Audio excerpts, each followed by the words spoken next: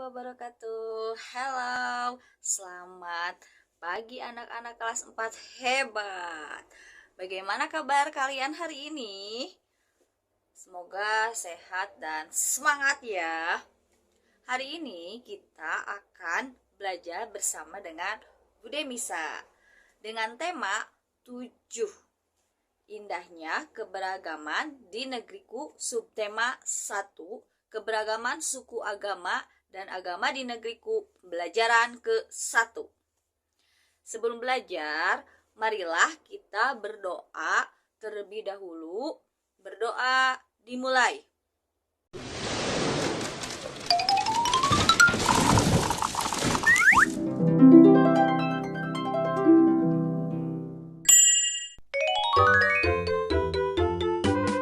Doa sebelum belajar.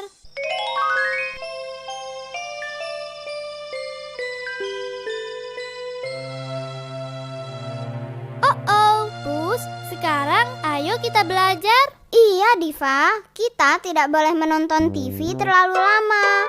Itu tidak baik. Pupus benar. Teman-teman juga ya. Tidak boleh menonton TV terlalu lama. Nanti matanya lelah dan sakit. Ayo kita belajar.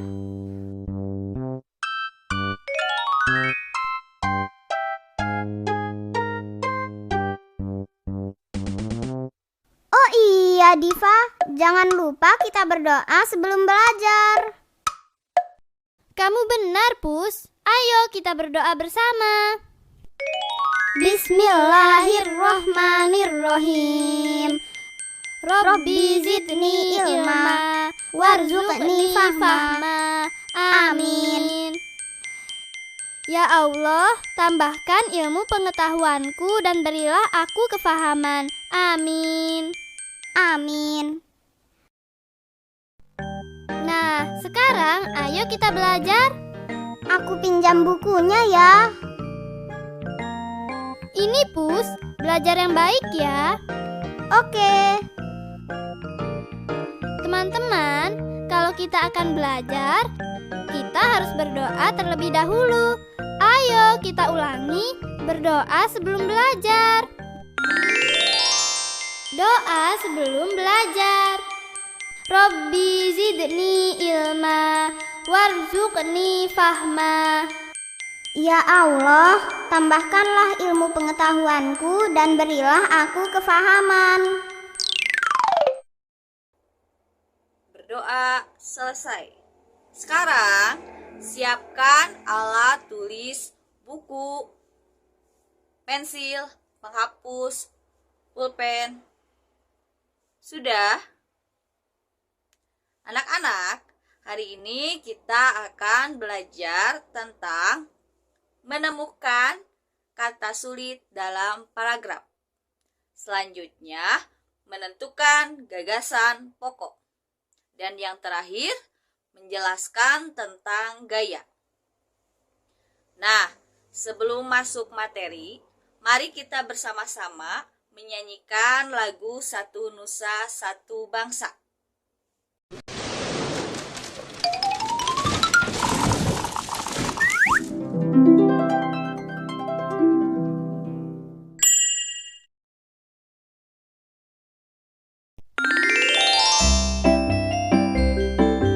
Satu nusa, satu bangsa.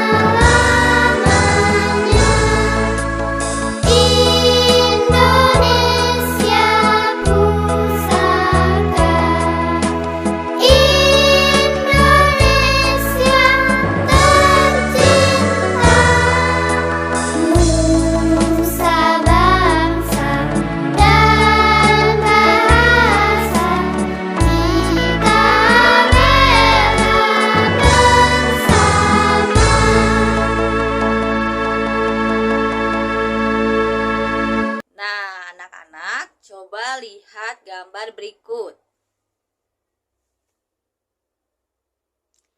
Ya, hebat, betul. Ini adalah gambar keberagaman budaya pakaian tradisional Indonesia. Mengapa pakaian mereka berbeda-beda ya? Ya, betul, hebat. Karena mereka berbeda suku bangsa. Anak-anak hebat, silahkan cermati gambar di halaman 1. Berikut kalian bisa menekan tombol pause pada video untuk membaca teks suku bangsa dengan seksama. Apakah anak-anak menemukan kata-kata sulit? Di dalam bacaan tersebut, coba kalau kalian menemukannya, silahkan tulis di kolom tabel yang ada di buku tematik halaman 2.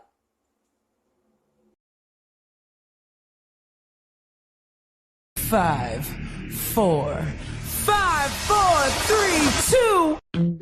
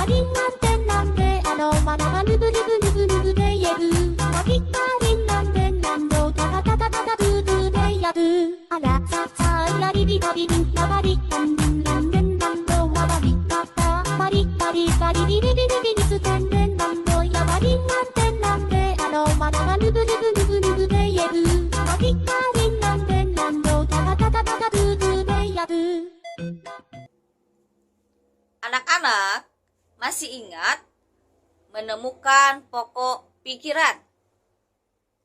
Pokok pikiran yaitu pertama, bacalah seluruh teks bacaan.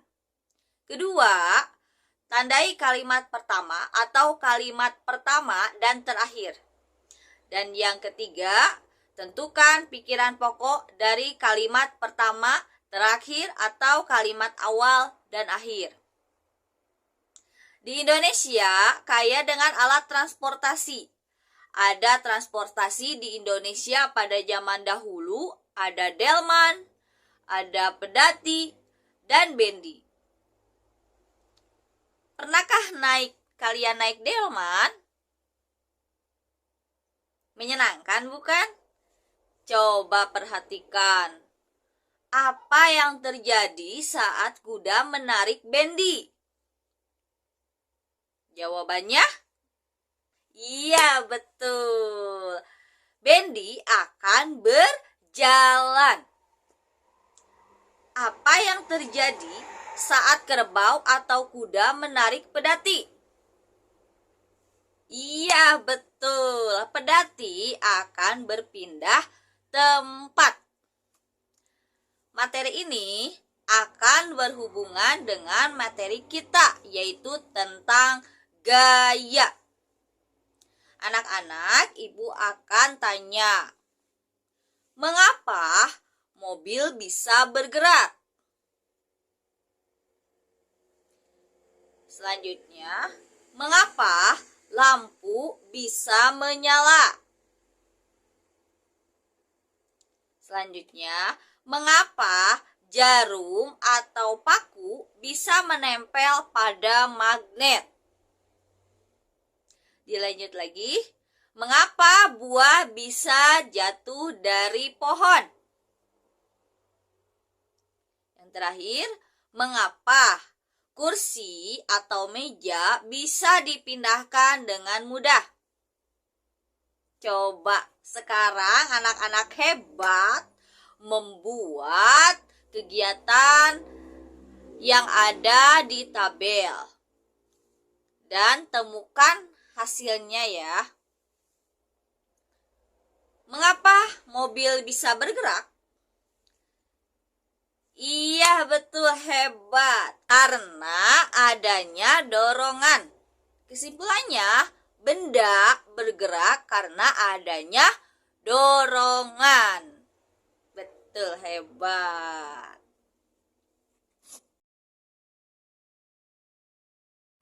Five, four, three, two, one, zero.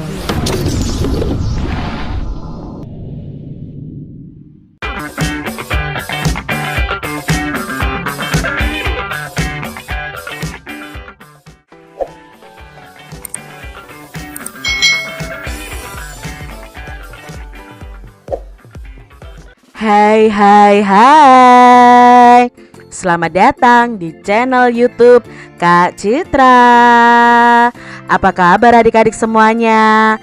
Kak Citra berharap kalian dalam keadaan yang baik, sehat dan siap untuk belajar ya. Hari ini kita akan belajar tematik di tema yang baru. Kita belajar di tema 7 tentang indahnya keragaman di negeriku. Subtema 1, keragaman suku bangsa dan agama di negeriku, pembelajaran yang pertama. Mari adik-adik kita belajar dengan penuh semangat ya. Adik-adik, Bhinneka Tunggal Ika. Pernahkah kalian mendengar kalimat itu? Ya, kalimat itu terdapat pada burung Garuda. Di sini ada burung Garuda Pancasila. Nah, Garuda Pancasila adalah lambang negara kita. Bhinneka Tunggal Ika itu berarti berbeda-beda tetapi tetap satu ya adik-adik ya. Nah, itu tertulis di pita yang digenggam oleh burung Garuda. Nah, kata Bhinneka Tunggal Ika terdapat dalam buku Sutasoma karangan Empu Tantular adik-adik. Nah, Empu Tantular ini hidup pada masa kerajaan Majapahit sekitar abad ke-14. Dalam buku Sutasoma ini, pengertian Bhinneka Tunggal Ika lebih ditekankan pada keanekaragaman agama dan kepercayaan di kalangan masyarakat Majapahit. Jadi adik-adik, walaupun kita berbeda suku, agama, dan apapun itu, kita harus tetap bersatu sebagai warga negara Indonesia. Adik-adik, perbedaan apa saja yang ada di Indonesia?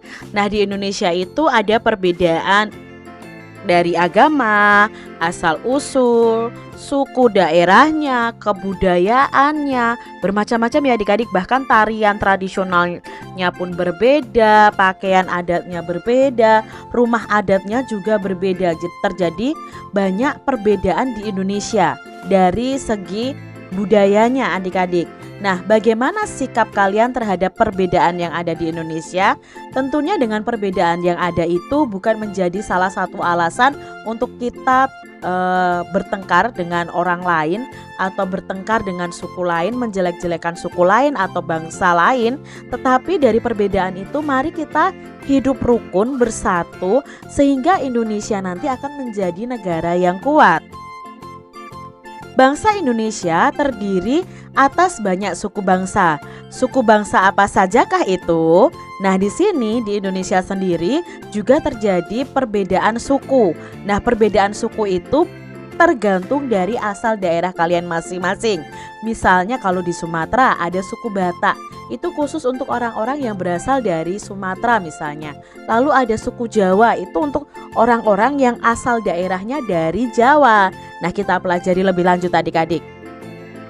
Suku bangsa di Indonesia. Sejak dahulu kala bangsa Indonesia hidup dalam keragaman.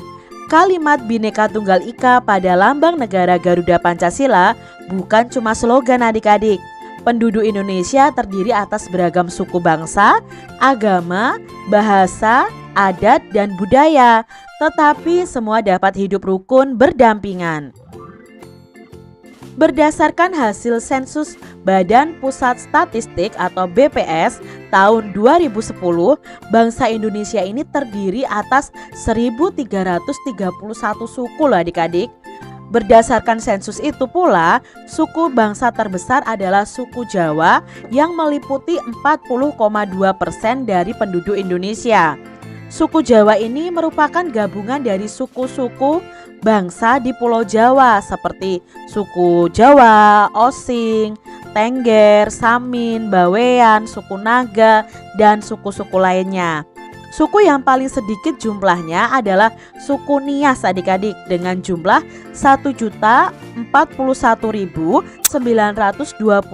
jiwa atau hanya 0,44% dari jumlah penduduk Indonesia. Ini adik-adik ya, suku Niasnya seperti ini. Nah, namun suku-suku Papua, nah ini suku-suku Papua yang terdiri dari 466 suku, jumlahnya hanya 2.693.630 jiwa atau 1,14% dari jumlah penduduk Indonesia. Sedangkan etnis Tionghoa ini jumlahnya 2.832.510 jiwa atau sekitar 1,2% dari penduduk Indonesia. Adik-adik jadi tahu ya di sini bahwa ternyata suku di Indonesia tuh banyak sekali. Di sini ada 1.331 yang terdata di Badan Pusat Statistik dan setiap suku ini memiliki keunikan masing-masing. Misalnya suku Dani dari Papua ini ya badannya dilukis seperti itu adik-adik. Lalu dari suku Nia suka memakai kalung ya. Kalungnya ini berat loh adik-adik ya. Kalian juga bisa mencari informasi suku-suku yang lain dari bangsa Indonesia ini. Adik-adik, adakah kata sulit yang kalian temukan pada bacaan tadi? Mari kita cari tahu artinya bersama-sama. Di bacaan tadi ada kata sensus. Sensus itu artinya penghitungan jumlah penduduk dalam jangka waktu tertentu oleh pemerintah. Jadi setiap beberapa tahun sekali akan diadakan sensus. Sensus itu menghitung jumlah penduduk adik-adik. Lalu tadi ada kata statistik. Nah, statistik itu artinya adalah data yang berupa angka yang dapat memberikan informasi mengenai suatu masalah atau gejala. Lalu tadi ada slogan ya. Slogan Bhinneka Tunggal Ika. Maksudnya apa slogan itu? Slogan itu adalah kalimat pendek yang menarik dan mudah dimengerti.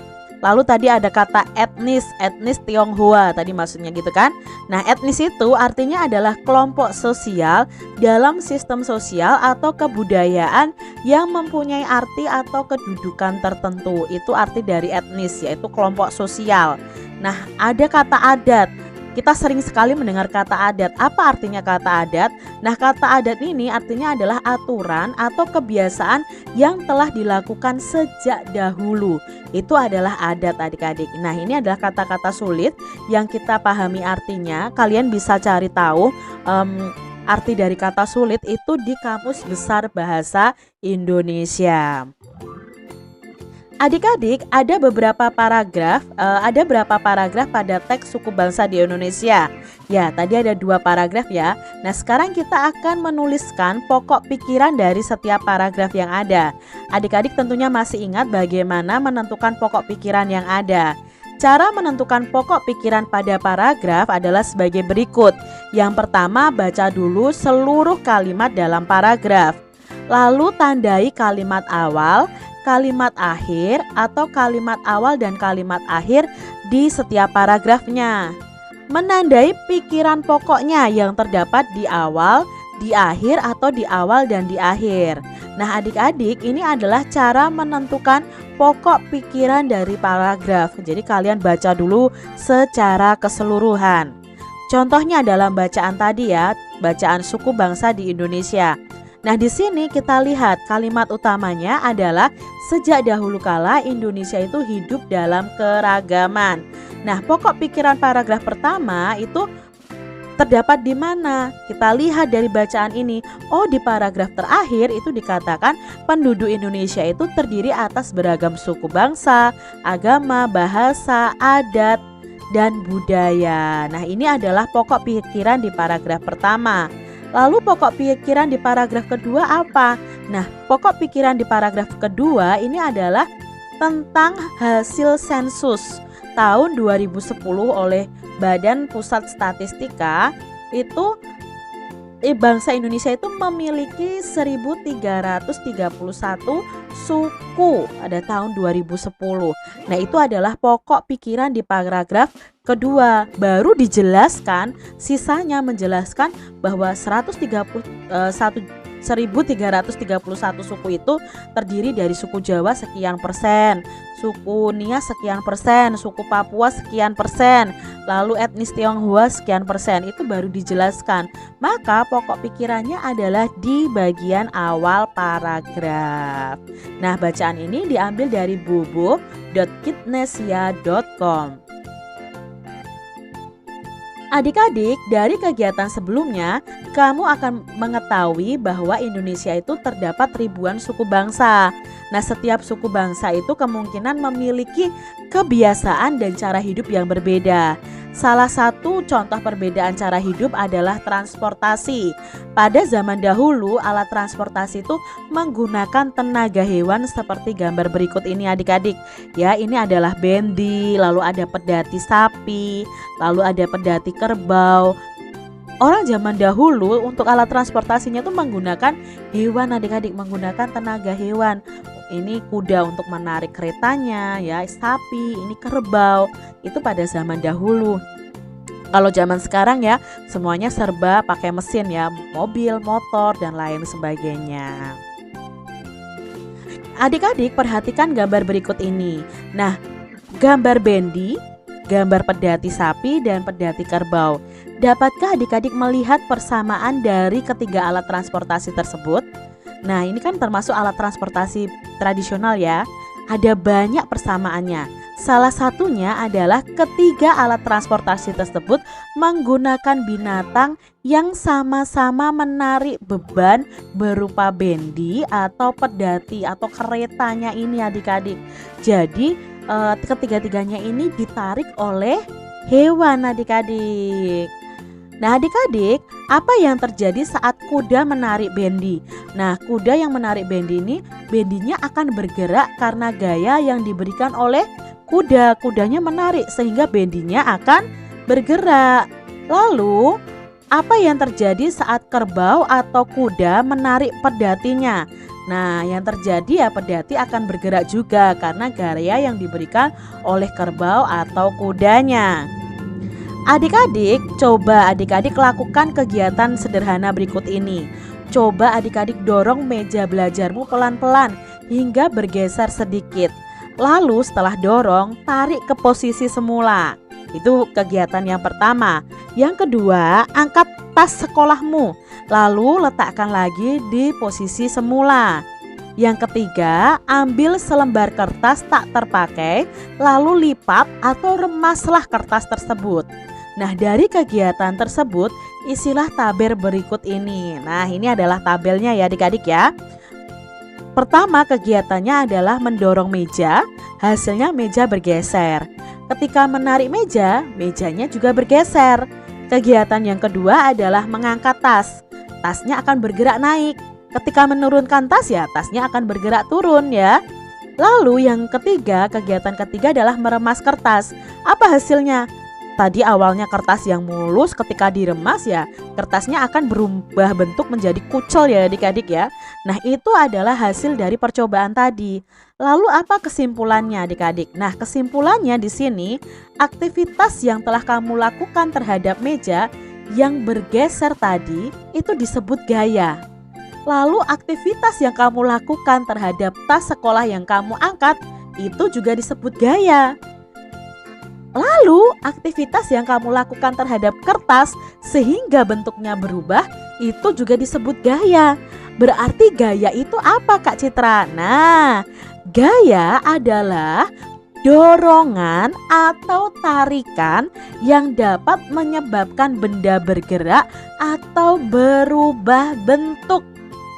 Pokoknya intinya gaya itu dorongan atau tarikan terhadap sebuah benda sehingga benda itu bergerak atau berubah bentuk adik-adik. Itu pengertian dari gaya. Nah, kamu telah mengetahui pengertian gaya. Sekarang perhatikan gambar-gambar berikut lalu kita menjawab pertanyaan pada setiap gambarnya. Yang pertama ada gambar mendorong mobil nih. Apa yang menyebabkan mobil pada gambar di samping dapat bergerak? Nah, yang menyebabkan adalah karena didorong menggunakan kekuatan otot kita. Jadi mobilnya bergerak. Sekarang amati gambar kedua. Ada gambar lampu menyala. Apa yang menyebabkan lampu dapat menyala adik-adik? Nah, lampu dapat menyala ini karena adanya aliran listrik. Kalau tidak ada aliran listrik, otomatis lampu ini akan mati. Itu gambar yang kedua. Sekarang gambar yang ketiga. Ini adalah magnet. Magnet di situ pakunya nempel. Apa yang menyebabkan jarum atau paku menempel pada batang magnet? Ya karena ada tarikan gaya magnet. Lalu gambar yang ketiga adik-adik. Gambar yang keempat. Di sini ada buah jatuh. Mengapa toh buah jatuh itu selalu ke bawah? Apa yang menyebabkan buah itu jatuh dari pohon? Yang menyebabkan buah jatuh dari pohon itu karena adanya gaya tarikan dari bumi atau disebut dengan gaya gravitasi adik-adik. Lalu gambar yang terakhir. Apa yang menyebabkan kursi mudah dipindahkan? Ya, karena kursi itu menggunakan roda.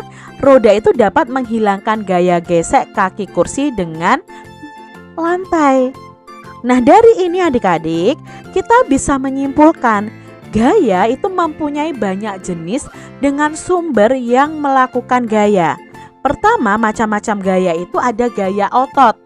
Ya, tadi yang mendorong mobil, ada gaya listrik.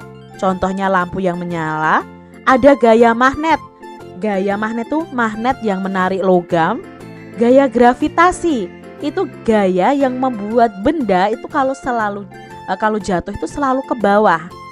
Dan adanya gaya gesek yang membuat kursi ini mudah dipindahkan karena ada roda yang bergesekan dengan lantai adik-adik.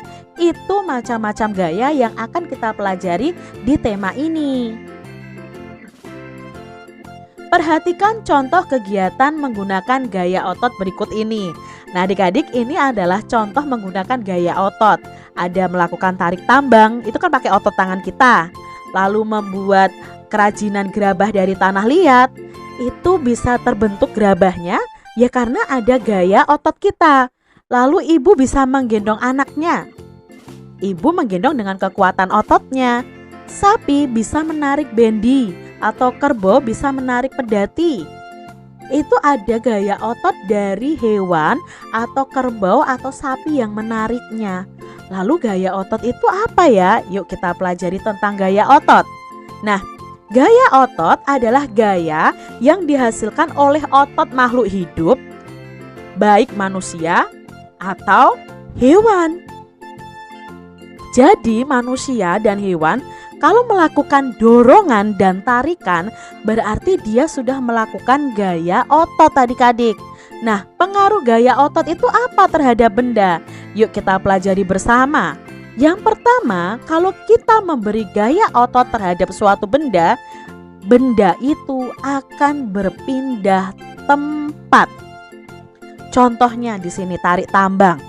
Ketika kalian menarik, otomatis teman kalian akan ikut apa? Tertarik, dia akan berpindah tempat. Contoh lagi, kerbau ini menarik pedati. Dia menariknya memakai otot. Pedatinya akan jalan dan berpindah tempat. Itu pengaruh gaya otot terhadap benda yang pertama. Yang kedua, dengan adanya gaya otot, benda itu akan berubah bentuk. Contohnya dalam membuat gerabah dari tanah liat. Awalnya kan tanah liat itu tidak berbentuk, tapi karena ada otot tangan kita yang membentuknya, diberi dorongan, diberi tarikan, sehingga bisa berubah menjadi seperti guci, vas bunga, seperti itu. Benda akan berubah bentuknya adik-adik. Contoh lain, misalnya ketika kalian tanpa sengaja mendorong gelas sampai jatuh. Gelasnya pecah. Apakah itu berubah bentuk? Iya adik-adik, karena kita sudah tanpa sengaja mendorong gelas tersebut sehingga gelas itu jatuh. Itu terjadi perubahan bentuk. Yang ketiga, pengaruh gaya otot terhadap benda adalah benda yang diam akan bergerak.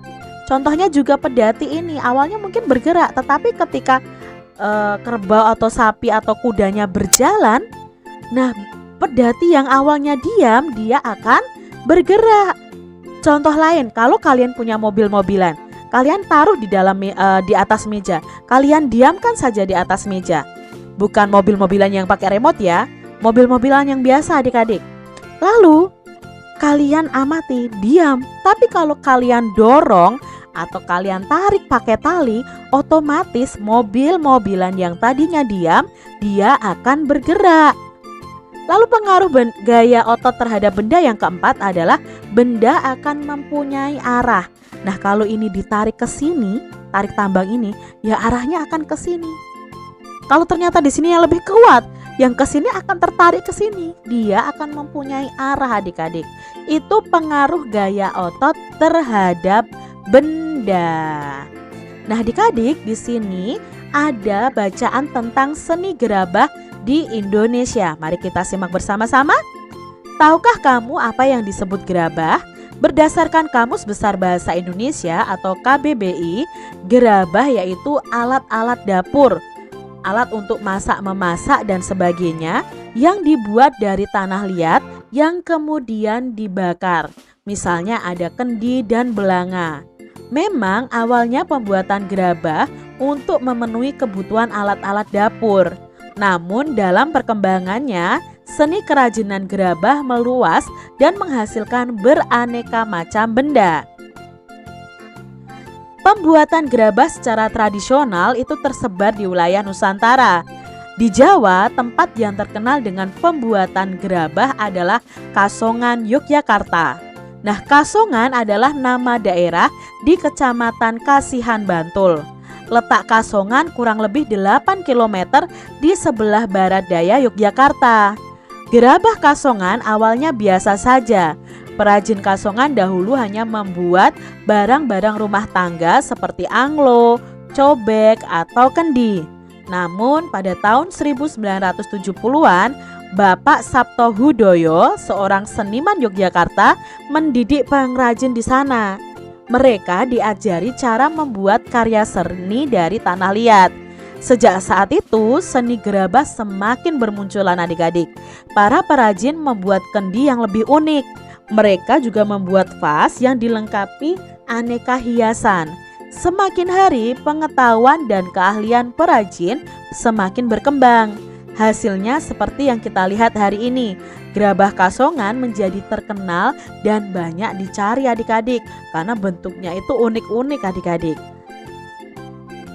Nah, di Kabupaten Lombok Barat, Nusa Tenggara Barat, ada sebuah daerah yang terkenal dengan seni pembuatan gerabah, yaitu Banyumulek. Ya, ada satu karya unik dari seni kerajinan gerabah dari Banyumulek ini, yaitu kendi maling nih, seperti ini adik-adik ya. Umumnya kendi atau wadah air itu mempunyai lubang di bagian atas untuk mengisi airnya. Namun kendi Banyumulek ini mempunyai lubang untuk mengisi itu pada bagian bawahnya. Konon pada zaman dahulu, kendi ini dibuat untuk raja sebagai pengaman supaya maling yang berniat meracuni raja itu kebingungan mencari lubang di atas bagian kendi, adik-adik. Nah, ini hasil gerabah dari Nusa Tenggara Barat, adik-adik.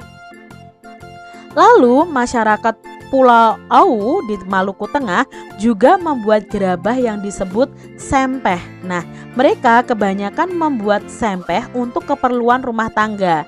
Ada sempeh yang digunakan sebagai kompor tempat memasak makanan dan membuat obat-obatan tradisional. Ada pula sempeh yang digunakan sebagai wadah suguhan atau berfungsi seperti piring. Nah, ini adik-adik gerabah dari Pulau Au. Berikutnya di Papua, saat ini tradisi pembuatan gerabah ditemukan di pesisir utara Papua, tepatnya di Kampung Abar. Nah, di Kampung Abar adalah salah satu kampung di Danau Sentani, Kabupaten Jayapura. Umumnya pembuatan gerabah di Kampung Abar itu dilakukan oleh wanita. Konsumen gerabah dari Kampung Abar ini adalah para wisatawan yang datang ke Danau Sentani. Bagi para wisatawan, gerabah Papua ini cukup menarik karena dibuat dengan tangan kosong tanpa mengandalkan teknologi alat pemutarnya. Nah, bentuknya yang tidak halus dengan motif-motif khas Sentani juga merupakan daya tarik dari gerabah Papua ini. Diambil dari kitnesia.com. Nah, ini adalah pembuatan gerabah di Papua tanpa alat pemutar pembuat gerabah. Jadi bentuknya unik, adik-adik. Nah, itu yang menjadi daya tariknya. Adik-adik, informasi-informasi baru apa yang kita dapatkan dalam teks seni gerabah di Indonesia tadi? Nah, banyak sekali ya informasi yang bisa kita dapatkan dari bacaan tadi. Contohnya nih, yang pertama, gerabah itu artinya adalah alat-alat dapur yang dibuat dari tanah liat yang kemudian dibakar. Lalu di Jawa, tempat yang terkenal dalam pembuatan gerabah adalah Kasongan, Yogyakarta sejak tahun 1970-an.